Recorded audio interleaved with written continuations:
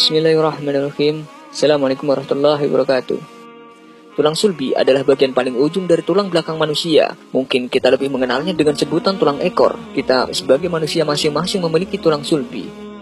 Abu Hurairah radhiyallahu anhu mengatakan, Rasulullah Shallallahu alaihi wasallam bersabda, jarak antara dua tiupan sangkakala itu 40. Kemudian Allah menurunkan hujan dari langit, lalu mereka tumbuh seperti tumbuhnya sayuran. Semua bagian manusia akan hancur kecuali satu tulang, yaitu tulang ekor. Dari tulang ekor itulah manusia diciptakan pada hari kiamat.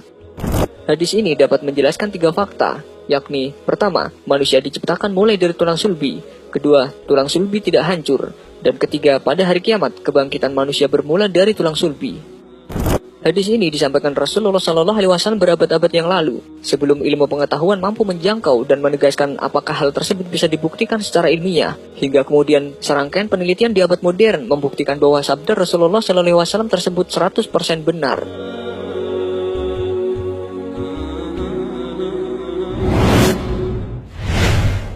Tulang ekor, pusat sel dan jaringan. Hans Piemann, seorang ilmuwan Jerman, berhasil mendapatkan hadiah Nobel di bidang kedokteran pada tahun 1935. Dalam salah satu penelitiannya, ia menemukan bahwa asal mula kehidupan adalah tulang ekor. Dalam penelitian tersebut, ia memotong tulang ekor dari sejumlah hewan melata dan mengimplantasikannya ke dalam embrio organizer.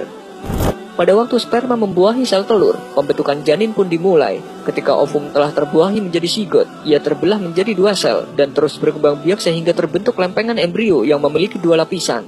Salah satu lapisan disebut internal hypoblast yang memiliki beberapa unsur dan jaringan.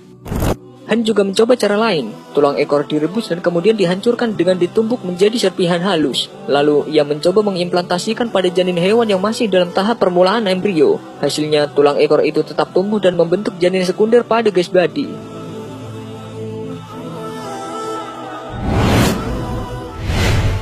Tulang ekor tak dimakan tanah.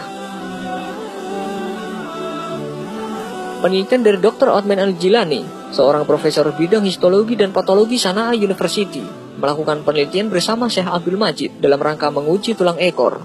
Pada Ramadan 1423 Hijriah, mereka membakar tulang ekor dengan suhu tinggi selama 10 menit hingga warnanya berubah menjadi hitam pekat. Kemudian mereka membawa tulang tersebut ke Al-Olaki Laboratory di Sana'a, Yaman untuk dianalisis. Hasil laboratorium menunjukkan sel-sel pada jaringan tulang ekor tidak terpengaruh.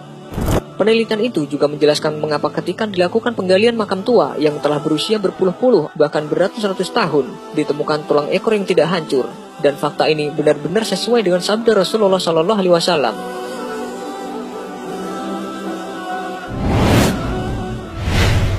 Penciptaan manusia kedua kali.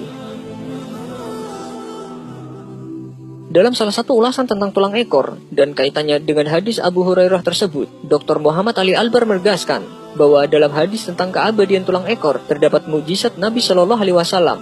Para pakar embriologi atau ilmu tentang janin modern menemukan bahwa manusia tumbuh dan terbentuk dari tulang ekor itu, yang mereka istilahkan dengan primitive streak.